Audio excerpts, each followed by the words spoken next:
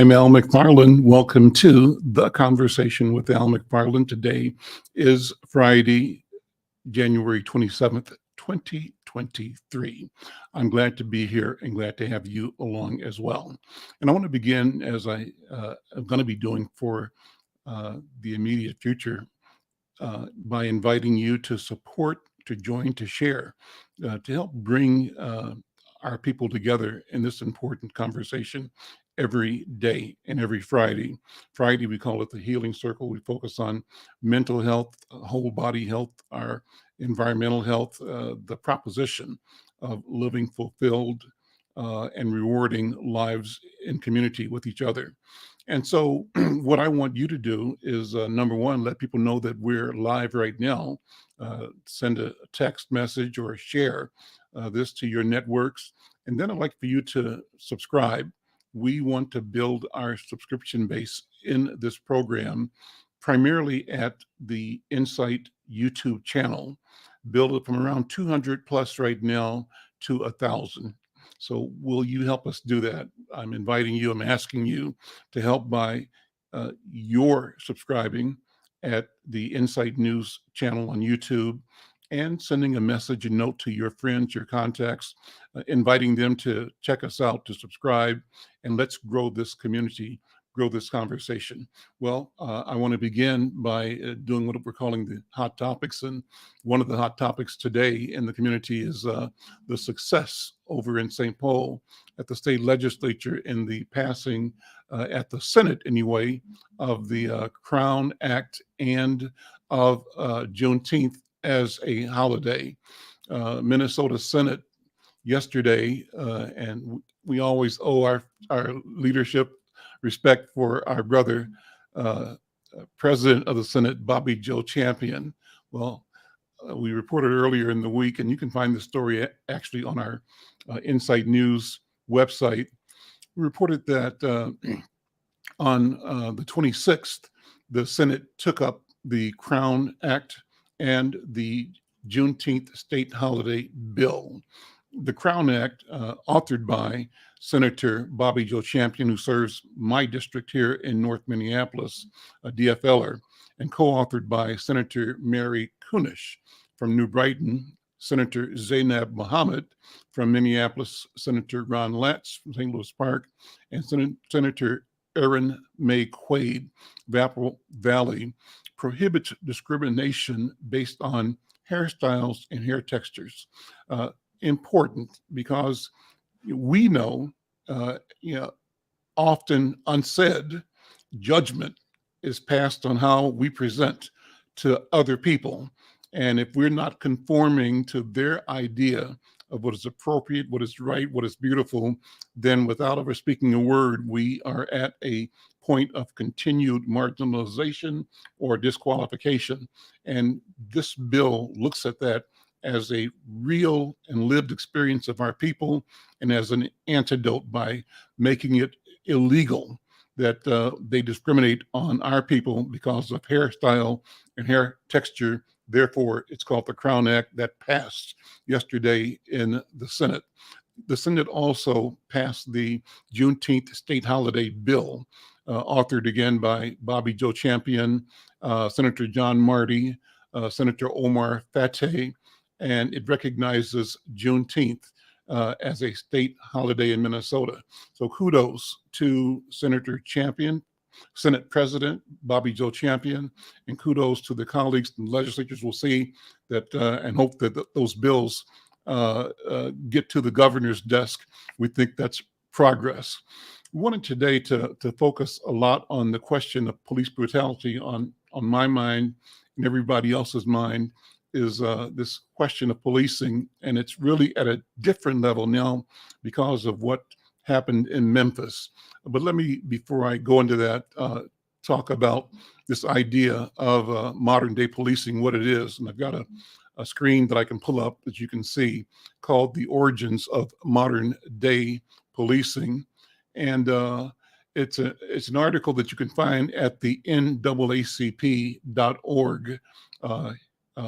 website. You should download it and study it, but I'm going to just say a couple of things about it. It's a beautiful Dunn website, it talks about slave patrols, and it says the origin of modern day policing can be traced back to the quote unquote slave patrol. The earliest formal slave patrol was created in the Carolinas in the early 1700s with one mission to establish a system of terror and squash slave uprisings with the capacity to pursue, apprehend, and return runaway slaves to their owners. Tactics included the use of excessive force to control and produce desired slave behavior. So there's boy, this is amazing, an oath that the slave catcher had to swear. And it said, I, patroller's name, do swear that I will, as a searcher for guns, swords, and other weapons among the slaves in my district, faithfully and as privately as I can, discharge the trust reposed in me as the law directs to the best of my power, so help me God. That document, that phrase is the North Carolina Slave Patrol Oath. Well, what does it mean? It means that white people basically deputized themselves, I think individually and as a culture, to discharge the responsibility which they perceived as the direction of the law and to the best of their power to search for guns, swords, and weapons among the slaves, and so to suppress the slaves. The report I'm reading from goes on to say that slave patrols continued until the end of the Civil War and the passage of the 13th Amendment. And following the Civil War during Reconstruction, slave patrols were replaced by militia-style groups who were empowered to control and deny access to equal rights to freed slaves. They relentlessly and systematically enforced the Black Codes, which were strict codes, local and state laws that regulated and restricted access to labor, wages, voting rights, and general freedom by formerly enslaved people. Well, the last note I'll read here is that, this practice, this article says that in 1868, ratification of the 14th Amendment of the U.S. Constitution technically granted equal protections to African Americans and essentially abolished Black codes. But Jim Crow laws and state and local statutes were put in place to replace the Black codes. And by the 1900s, local municipalities began to establish police departments to enforce local laws in the East and Midwest, including the Jim Crow laws. Local municipalities leaned on police to enforce and exert excessive brutality on African Americans who violated any Jim Crow law. Jim Crow laws continued through the end of the 1960s. Well, there we have it.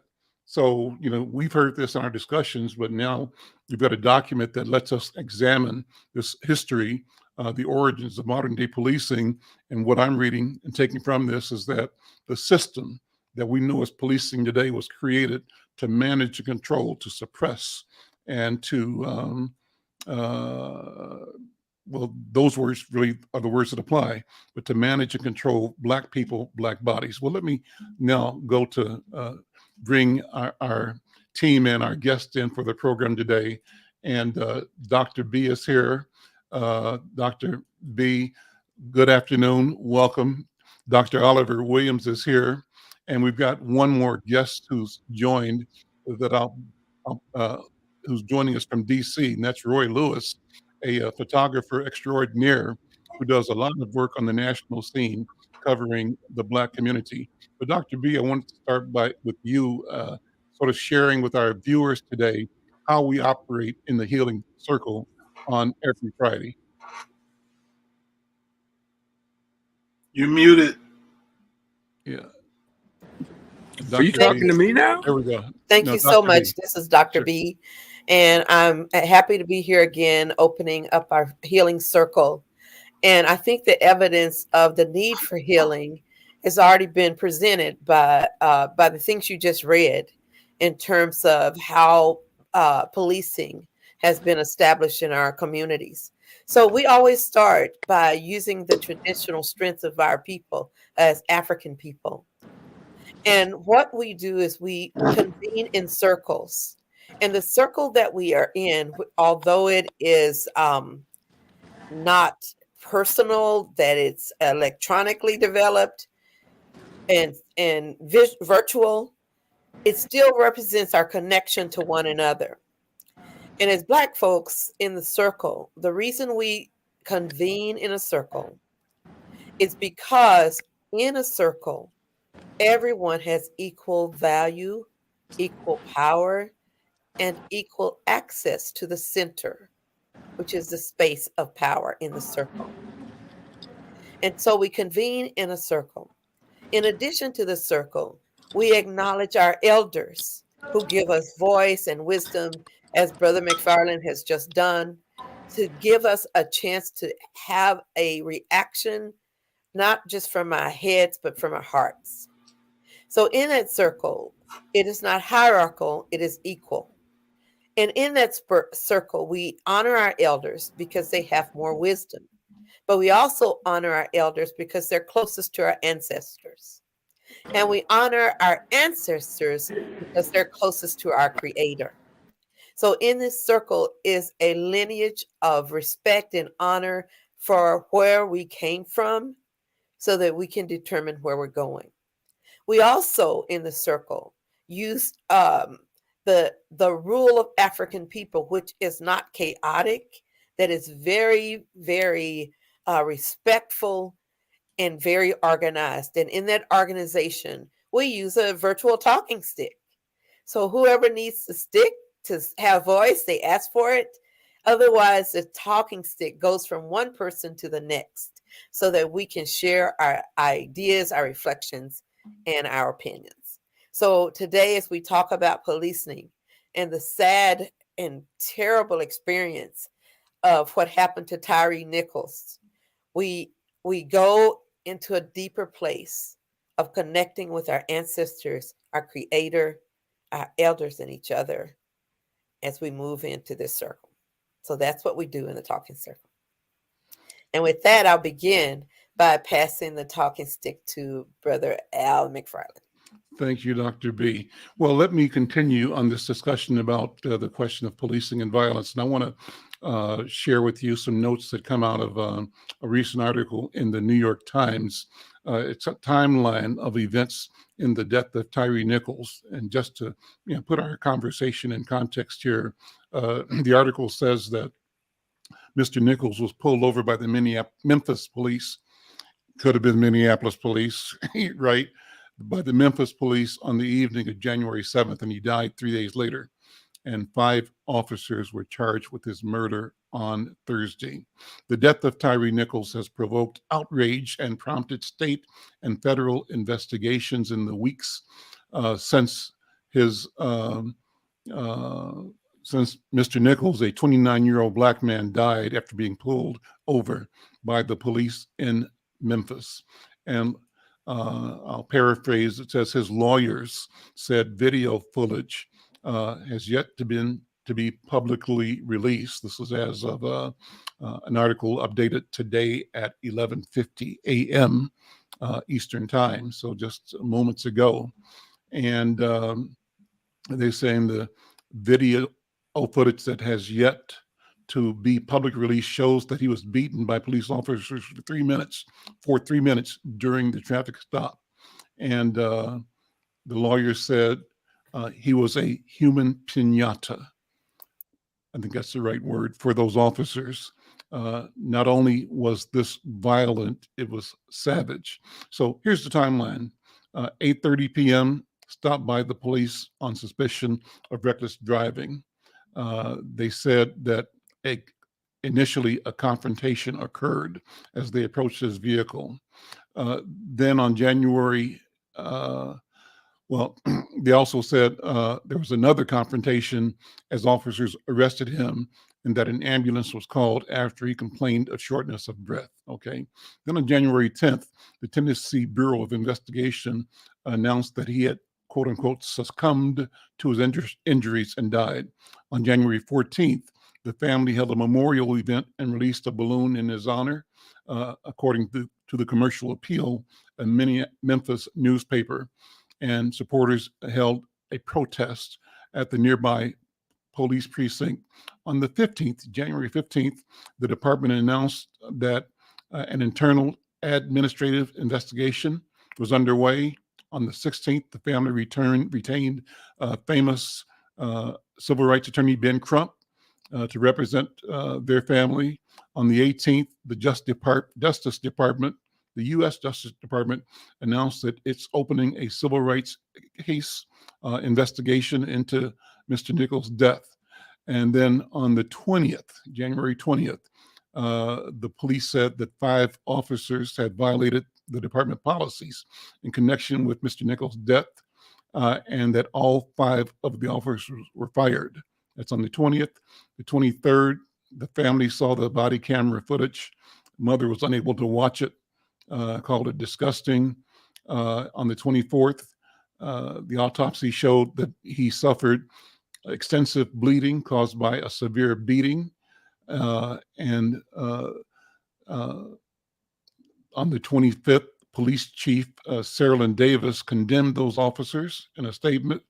And then finally, they're saying that a video is going to be released on Friday, today at 6 p.m. So we are trying to figure out how we can stream that live to the Insight News website. One more note, then I'm going to pass the talking stick around, and that is on the Kindred story revolving around the family of Keenan Anderson. The article that comes out of the Essence magazine says that the family of Keenan Anderson is filing a $50 million claim against the city of Los Angeles after the teacher's death. And they say that lawyers for Anderson's 5-year-old son filed the wrongful death claim after the 31-year-old man was repeatedly shocked by cops following a traffic collision. That's hard to even think about, but too much of that. Well, let me stop there. I'll come back to more. Let me stop and go to you, pass the talking stick to you, Dr. Oliver. And the general question is how we form an attitude about public safety in general, about policing in particular, and what kind of a wrinkle is provided or an opportunity for illumination and education is provided by the disturbing news about the 5 cops being charged in the Tyre Nichols death being all Black men, African Americans. Because in simple terms, easy to say white cops suppressing Black people, but here now 5 Black cops, Black police chief, and a Black person dying at their hands. What does that do? What does it mean? Dr. Oliver, I'm going to pass the talking stick to you. And any way you want to take that, please go ahead. Yeah, well, an interesting thing for me when I listened to the police chief talk about it this morning, she mentioned how disturbed she was by it, but she said that there was nothing that was right about what went on. She said that it was really out of sorts in terms of what you would look at in terms of policing. The thing that I felt encouraged by, and I also thought it was interesting that it was Black police officers where this happened, but I was pleased about it because there was transparency associated with it, was the fact that, usually you find, like, you hear me say repeatedly in Detroit, there was a police unit that ended up influencing the aggravation of civil rights and policing in the city of Detroit when they had the Detroit riots, stress.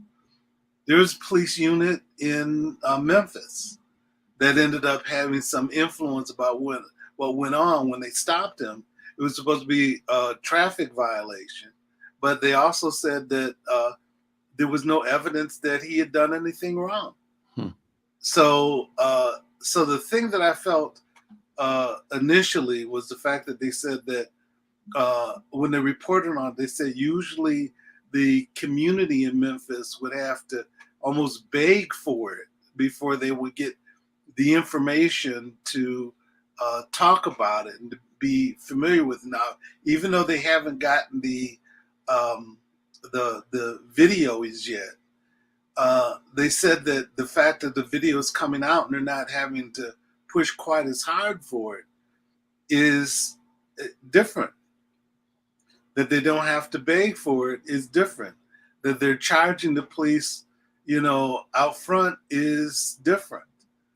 And so at least on the part of this police chief, is an effort to be as transparent as she can be to get the evidence associated or get the information out about what went on in this case. That's a little bit different. It is interesting to me, and I found it also interesting in other cases, like when the young woman was killed in the Twin Cities.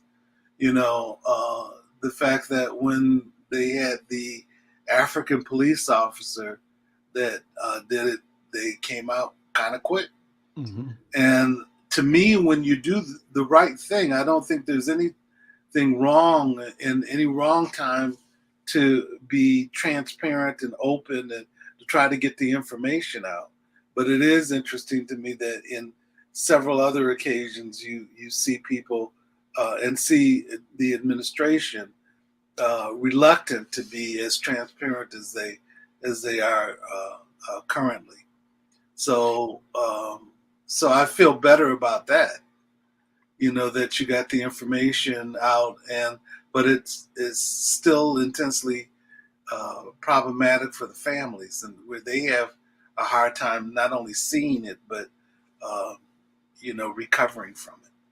So that's what I have to say about it. Now I want to pass the talking stick to Dr. B. Unmute, please. There we go. Thank you so much for passing the talking stick to me, because I was kind of getting antsy about how I see it as a psychologist. Mm-hmm. And one of the first things that hit me is what we call internalized racism, and how there's a cultural stress in the body of the police force that is predominantly white for Black cops to drop their racial identity and just be cops. It's kind of like when people say, I'm an American, I'm not Black, I'm just an American. It's that they leave a part of their identity behind. And just like during slavery, we were considered 3/5 human, that internalized racism is so subtle until eventually they internalize that they are not like the people they're policing. They're less than human.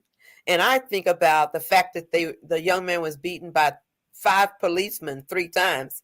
I did the math. That's 15 minutes worth of beating. And so if you think of it in that perspective, you see that it's really, really just abominable. And then the second part I think about is when we were talking about the beginning of policemen, the psychological perspective was also engaged at that time. And at that time, the rationale for slaves running was perceived as a mental illness. And that mental illness was caused by a belief that they had the right to run, that they had the right to abscond from slavery. And the name for that was drapetomania.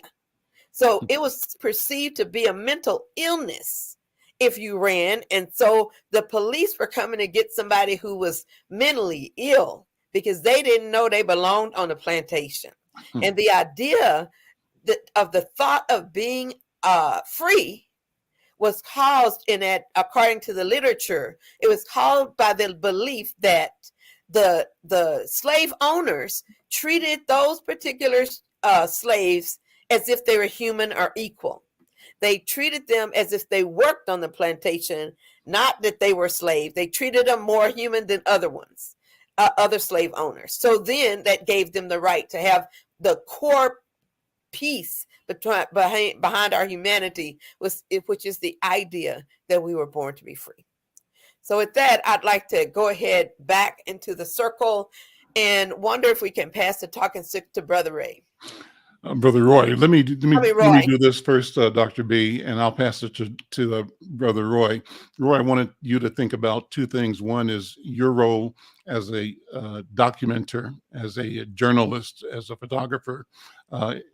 Over half a century, I believe, you've been doing this work, and you've covered protests and marches and celebrations and the political, cultural, social, entertainment, artistic lives of our community all around the country, but with an emphasis on the East Coast. And I think you worked in Chicago and Detroit and places like that, and your origins in Mississippi. But the question I ask you as a journalist now is to weigh in on the role and the value of photography and documentation, of witnessing and sharing what we witness to each other as a pathway to justice. And I say that to say that in the past, if we had no control or ability to share what was happening to us among ourselves, locally and abroad in the country, the narrative of the predominant culture was that this particular lynching was somehow not what we do every day, but something that had to happen because of something the lynched did, right? And so it freed the society from responsibility of taking this life. And it certainly hid the fact that the taking of this life in this manner was a practice that was standard in the culture as part of the suppression and terrorizing of the enslaved. Roy, what do you think? That's a big question, but jump in here, brother. I'm passing the talking stick to you. I think we're at the crossroads, like the blues crossroads, those those roads coming together. And I was thinking how swift all of this happened in relationship to other abuse, other killings, other atrocities, and how fast and smooth and just went. There is no excuse. There is no excuse for people doing what they did, and it's prosecutable. It's inhumane. It's the worst part of reality. But the fact that they were able to, vip bam, roll it through. I think about all those cases where people, we're in a situation right here, we're talking about the same thing. You're in DC. People know out in front. A young man was out in front. I think his name is Keenan, and he was walking by a car, 13 years old. Now it's at 4 o'clock in the morning, and instead of a guy calling the police or shooting over his head, he shot the boy, 13 years old. And so these things seem to happen. And the thing that gets me is that they talk about the shooting, but they never talk about the guns. Or they never talk about the proliferation of the guns. They show you these shows that are still happening. It's like almost like these people just are having these guns. They have them, and they have more guns in America than citizens, right? I said they have more guns in America than citizens, right? Sure. Yeah. Yeah. So it is. It's a wonder that we are not all in the ward, walking around looking at the sky like that Jack Nicholson film, But I think that I'm actually at the VA,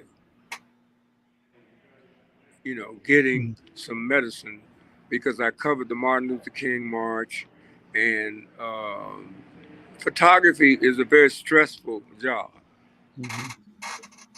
Very stressful because you are trying to capture a moment in time that never happened before. You're trying to capture it. You're chasing it. And that is if you're serious. So I went to the Martin Luther King March to just sort of shoot. It has been signed to someone else. But I'm a march specialist. Anybody in Chicago, you talk to Chicago, they'll say, you want march pictures, call Roy. Because I photograph so many times, it's like a scientific operation for me, scientific operation. And so and they go after us. The police go after us because they don't want no record.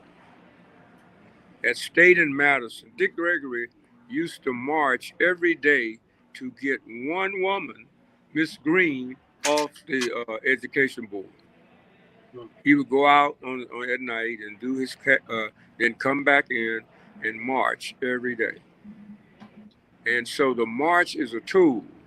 A march is an instrument that people who don't have the military, the missiles, the guns, but the march is an effective instrument. Dr. King marched from Soldier Field in 1966, marched on daily. He gave a sermon at Soldier Field. Miss Haley Jackson was on the stage with him. He then took off his coat, and one of my most famous pictures is Jesse Jackson and Martin Luther King and their legions. They all had those big banners with it up in the sky. The Romans, when they came back from conquering somebody, they would come back in town celebrating their victories. They would be there, then the people that they captured would be in the back. And so that's why I call it as legions. About a month ago, I'm going through some 60s stuff, man. It's blowing even my mind. I don't think I was that good. I mean, it's black and white film, black and white prints. And so I have a picture that I went up, Dr. King taped his demands for housing in Chicago. What's it called? In the slum. He taped it to the door. I held my camera up and shot it. You can see him taping the demands to the door about 4 o'clock that Sunday afternoon. I was in Gage Park when Dr. King got hit in the head with a rock. We had just left Mississippi Meredith's March where we were. Dr. King was then resident on the west side of Chicago, where he lived in a 3 or 4 apartment right in the middle of the hood. And so the march is a tool, nonviolence, Gandhi. It don't have to be a big march, it could be a small march.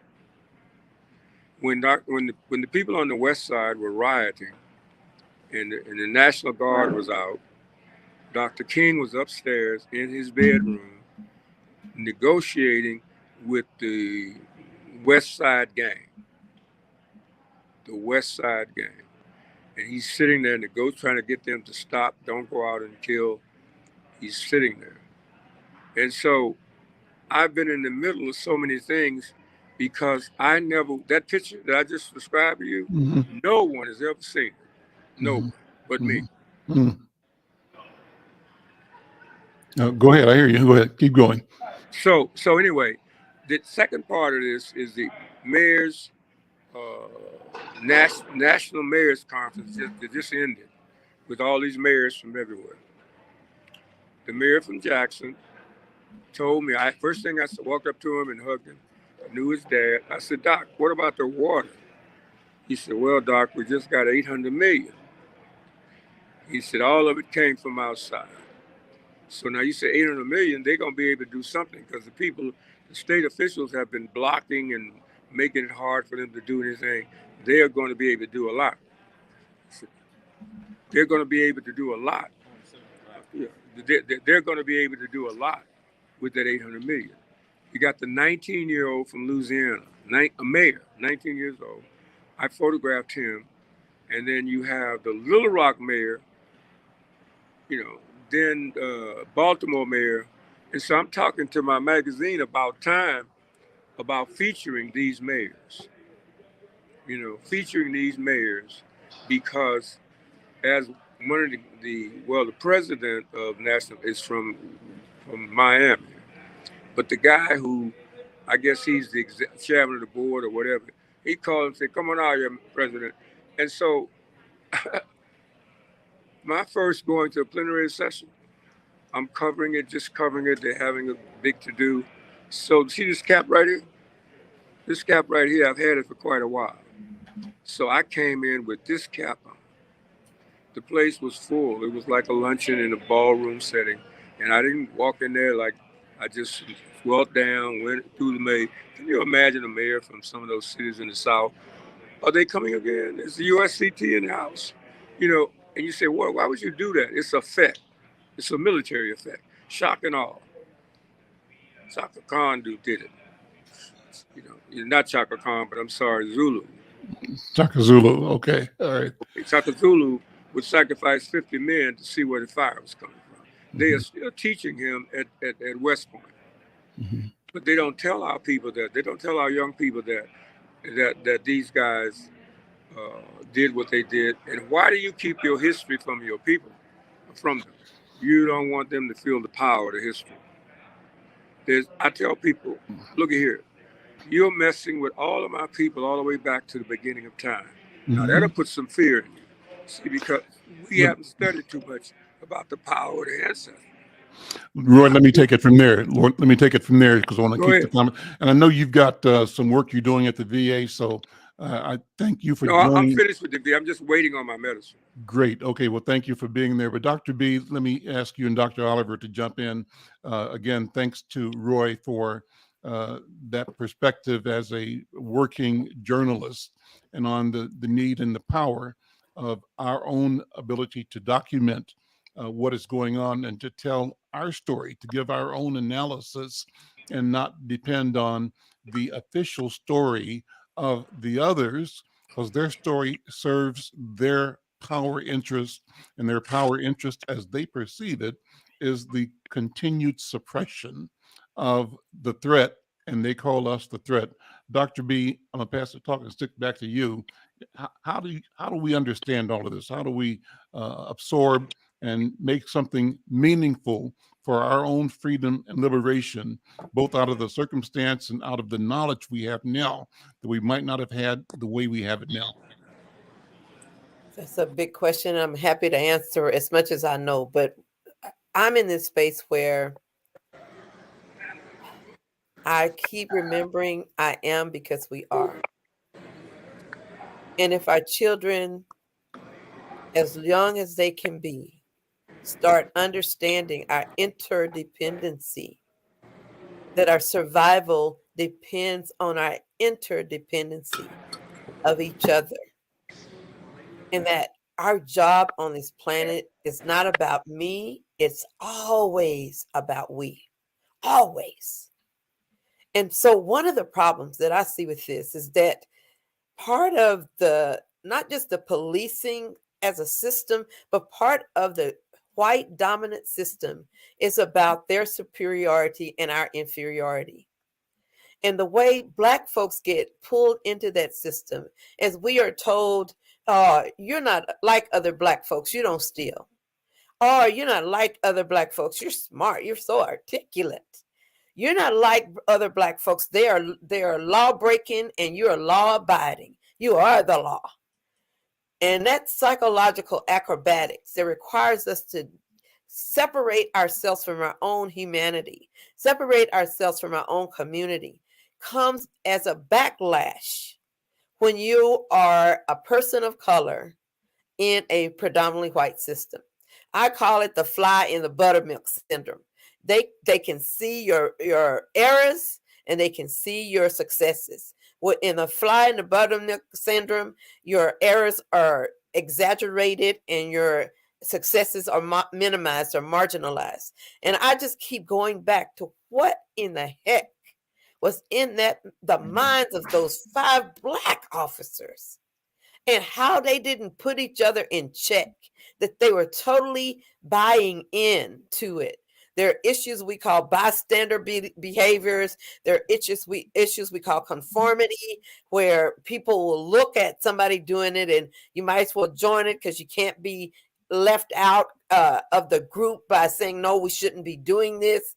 The loss of one's personal responsibility to the larger group of I am. And so psychologically, I keep seeing, how do we lose that original belief that we're connected? And maybe the problem is that since we've been so indoctrinated by white culture, maybe we don't learn it anymore. Maybe we don't teach it anymore. Maybe we don't feel it anymore. And that to me is the most frightening thing. We talk about black on black crimes, and psychologically, how do we dehumanize somebody who looks just like us? How do we do that? And the only thing I can say is it means we lose our own humanity in order to do it. We have to. It's impossible. That's psychological name calling and dissection from humanity is what we see in this situation. So for me, I think we have to learn to check ourselves. How many of us are leaving Black families all alone without, we know our sister or our cousin is on drugs and we're letting her raise those children by herself. So we know that the baby's mama might not be well, or baby's daddy might not be well. And we send the kids over there for visitation alone anyway. No, we can't stand them, but we put kids in there in that crazy situation. So I think it's a lot of responsibility that comes with personal responsibility that comes with we and I. And that's, with that said, I'll pass the talking stick back to you, Brother Al, or Brother Oliver could have it. Well, let me acknowledge a couple of viewers who are making comments and thank them, and then I'll pass the talking stick to Dr. Oliver Williams. Bishop C.E. Lott Sr. says that his cousin was murdered and has a story that he wants to tell, so maybe we'll try to connect with him. Bishop, sorry. Condolences are, your pain is our pain. And thank you for sharing. Thank you for watching and for being in this conversation. And then Brother Powers, his tag is Power96, made the comment that police have to understand that when you pepper spray anyone, you'll not be calm. So part of their tactics aggravate and escalate. And then I'm presuming that what he means by that is that their activity escalate in a way that justify the continued move towards lethal interactions with our people. And they sort of absolve themselves and saying, I had to do it. I had to do it. You know, there was often, as we studied policing in Minneapolis and St. Paul, and the unions in particular that we've mentioned, this idea that, unions would say, the magic quote here is, I was afraid for my life, and they could be handling, working with anybody for any reason, anytime, but they invoke the magic quote, I was afraid for my life. And therefore, when I killed this person, I simply acted in self-defense and under the color of law and protected by what they call it, immunity. There's a right word for it. I can't think of the full name, but there's an immunity process that officers often use to keep them from being prosecuted. Well, let me pass the talking stick to Dr. Williams. Dr. Williams, suggestions, ideas, thoughts, reflections. Well, I have a friend that's a former policeman. He was well known for the work that he had done in as a law enforcement person, and he retired. But he had grown up in a household where there was domestic violence, and so his mission was to start to train other police officers in how to address issues associated with domestic violence. And we started having conversations associated with, George Floyd, mm-hmm. and when police didn't act right. And he says, Oliver, and then we had another friend who was a law enforcement person. He says that when you go do training, people who don't act right are apparent, and you see it in training. He says, but one of the things that tends to be a challenge is that instead of them getting rid of those people at the moment when they can around then, they don't. Mm. And so there needs to be some attention given to addressing those sets of situations and then getting those people out of law enforcement at that point in time. To me, that's that's a truth that needs to be acknowledged and responded to. When you see, I remember other films, like when you saw Straight Outta Compton, there was a situation where there were black policemen that stopped the boys when they were coming out of the studio, and they humiliated them and treated them poorly in those circumstances. And so you have a reaction to it, and you say that's a person that's not behaving properly. But what is it about that person? Can see another individual who happens to be African American and start to harass them when it's not appropriate. I remember, driving from college, trying to get back home to Detroit. And policemen would stop me. And one policeman said to me, he says, "Well, you didn't do anything wrong. I stopped you because you were black." Oh, just like that. Just like that. He said that the reality is that if I stop you, I might find a conviction and be able to deal, with that. I'm thinking to myself, and then he asked the question, well, what are you going to do about it? And the foolish thing would have been to act wrong. And I said, I'm not doing anything about it right now. But, the fact that he ended up being so brazen as to let me know what he was thinking. Or I remember having a car when I was in one of my first teaching jobs in Illinois, and the police would stop me regularly because they said I wasn't negotiating the lane properly. I said, what does that mean? And so it was an excuse to be able to stop until it happened the fifth time. And when it happened, I said, you do this again, I'm going to sue you. Because you're stopping me for no apparent reason. I'm a professor at the local university, and they're stopping me for no apparent reason. And so those realities and those truths are important. And to be able to have, and the thing that's been interesting to me before this situation in Memphis was that they always made it a black-white thing. Mm-hmm. Law enforcement seemed to say, be resistant because it was white people and white officers and unions being able to hold their ground against policemen getting prosecuted. Mm-hmm. Let's talk about right and wrong. If something's wrong, stop it. Whether it's black or whether it's white, stop it. And don't visit those things upon the citizen. But the other thing is that, why is it that when somebody starts to complain about a theme that continues to happen, you minimize it and you try to justify it in some way to allow it to continue? And, there's situations, man, I can tell you stories when I was growing up. My brother got stopped by the police for a traffic stop. They handcuffed him, took him down to a police station and started to beat him. When the trial supposedly was supposed to come up, those law enforcement officers didn't show up and they dismissed the case. Hmm. So those are realities that exist in the ether of Black people because they know when they haven't been treated right. Yeah. And we need to find ways to be able to, let the truth be the truth. And to be able to confront and law enforcement knows when they've been doing wrong. Go ahead, brother. That's interesting. The scenario popping in my mind when you say about your brother being stopped and having to go to court, but the charges dismissed because the cops didn't show up.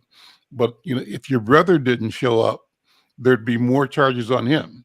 Yep. And then he'd be in, moving towards a gross misdemeanor That's or right. even a felony situation for nothing, That's something right. that was totally inappropriate at its beginning. That's right. His whole life and his family's life and his community's life at peril, at risk, in a way that is grave.